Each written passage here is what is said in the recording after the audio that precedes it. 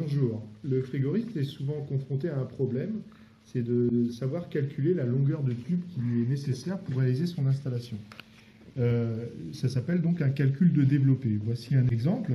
Nous avons un tube qui est cintré à deux endroits et deux cintres à 90 degrés. Et donc, il faut savoir calculer la longueur nécessaire pour réaliser cette pièce. Voilà, donc nous allons nous baser sur un dessin qui aurait été fait par un bureau d'études. Le bureau d'études nous a donné des cotes qui partent des extrémités et jusqu'aux axes des tubes, extrémités à axe des tubes.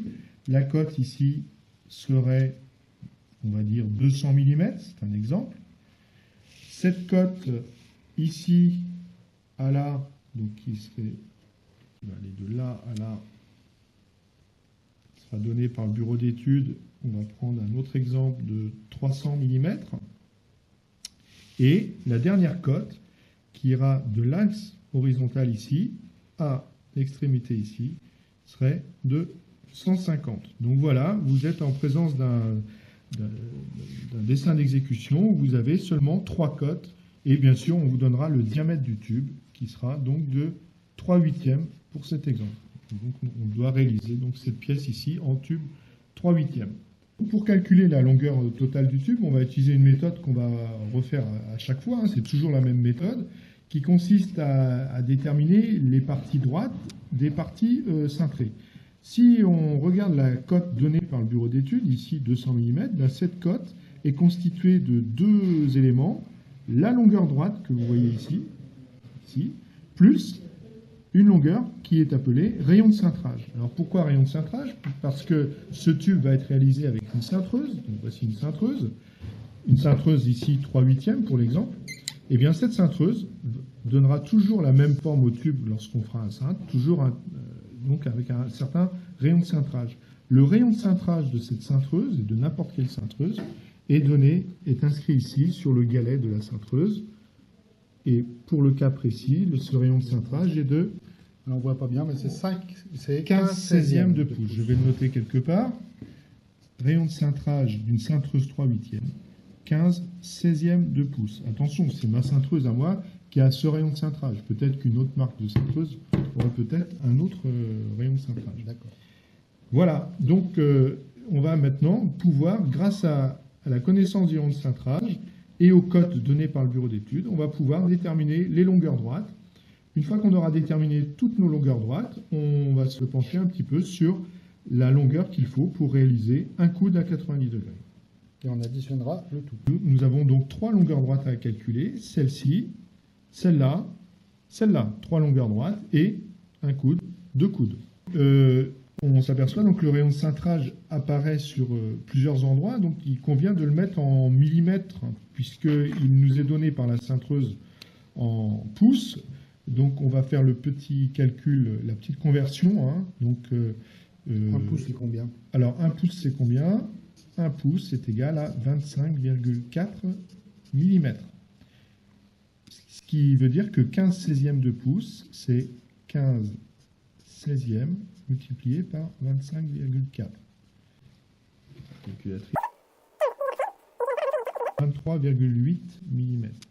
Donc sur mon dessin, toutes les lignes où il y aura RC, rayon de cintrage, sera pour valeur 23,8. Et bien avec tous ces éléments, le dessin, la connaissance du rayon de cintrage en millimètres, nous allons pouvoir déterminer la première longueur droite. Première longueur droite, en fait, si on regarde la cote de 200 mm, c'est bien la somme de la longueur droite plus du rayon de cintrage. Donc ici, la cote de 200 mm est égale à la longueur droite plus le rayon de cintrage. Nous connaissons ça, puisque c'est donné. Nous connaissons le rayon de cintrage, puisque ça nous est donné par la cintreuse. On va pouvoir déterminer la longueur droite ici, donc qui est 200 moins rayon de cintrage. Je pose le calcul, 200 moins 23,8, ce qui nous fait... Voilà, donc nous venons de calculer notre première longueur droite. On va faire exactement la même chose sur cette deuxième longueur droite. Mais il y a une particularité par rapport à tout à l'heure, c'est que là, notre longueur droite est prolongée par un coude d'un côté et un coude de l'autre côté. Donc on voit que la cote donnée par le dessinateur, ou par le bureau d'études de 300 mm, eh bien ce 300 mm, c'est la somme de un rayon de cintrage, ici, une longueur droite et un deuxième rayon de cintrage. Donc si je pose l'opération, mes 300 mm égale rayon de cintrage ici, plus longueur droite là, plus dernier rayon de cintrage ici. Maintenant, je n'ai plus qu'une inconnue ici, 300 c'est connu, hein, le cintrage ça n'a pas varié, parce que c'est la même cintreuse qui a fait les coudes, et donc je peux trouver la longueur droite ici, qui est donc de 300 moins 2 fois le rayon de cintrage. Ce qui me fait 300 moins 2 fois 23,8. Ce qui est égal à... nous avons notre deuxième longueur droite. La troisième longueur droite, eh bien, c'est un cas similaire au premier exemple, puisque là, on voit que la cote donnée par le bureau d'études est de 150. C'est bien la somme d'une longueur droite plus du rayon de cintrage. Donc, je vais tourner la feuille ici. On voit bien que la cote ici de 300, c'est bien rayon de cintrage plus longueur droite. 150, la cote, est égale à longueur droite plus rayon de cintrage. Ce qui veut dire que longueur droite est égale à 150 moins rayon de cintrage, c'est-à-dire 150 moins 23,8, ce qui nous fait... Voilà. Donc je viens de trouver mes 3 longueurs droites. Le problème n'est pas pour autant terminé. On peut les remettre sur notre feuille. Voilà, donc nous allons les reporter ici. Donc ici, nous avons... Si je dois couper un tube, il ne faut pas que j'oublie que, en fait, ça, c'est un tube aussi. On n'a pas calculé cette longueur-là. Cette longueur-là, on s'aperçoit qu'elle a été formée sur ma cintreuse et que ça correspond au quart du périmètre complet de ce cercle ici. On voit bien qu'un coude à 90, c'est le quart du périmètre complet. Qu'est-ce que c'est que le périmètre? Comment on calcule un périmètre d'un cercle? Petit rappel. Périmètre d'un cercle, c'est 2 fois pi fois rayon. Pour nous, ça sera rayon de cintrage.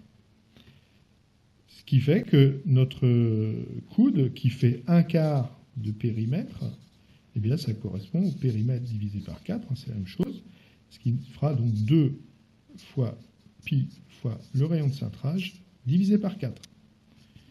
Je pose l'opération, 2 fois pi fois 23,8, ça c'est mon rayon de cintrage, divisé par 4. Ça c'est la longueur d'un coude.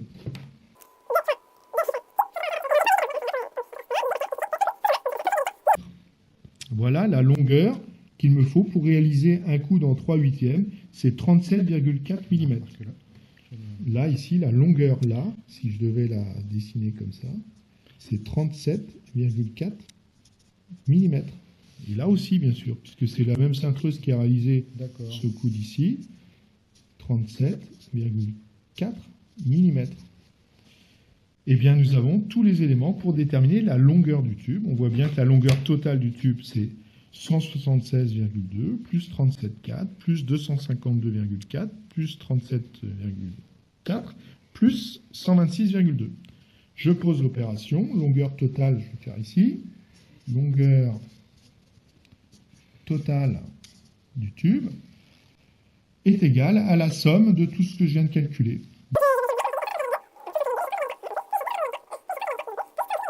Nous fait 629,6. Un total de 629,6 mm. Alors, il conviendra donc de ce qui fait à peu près 63 cm.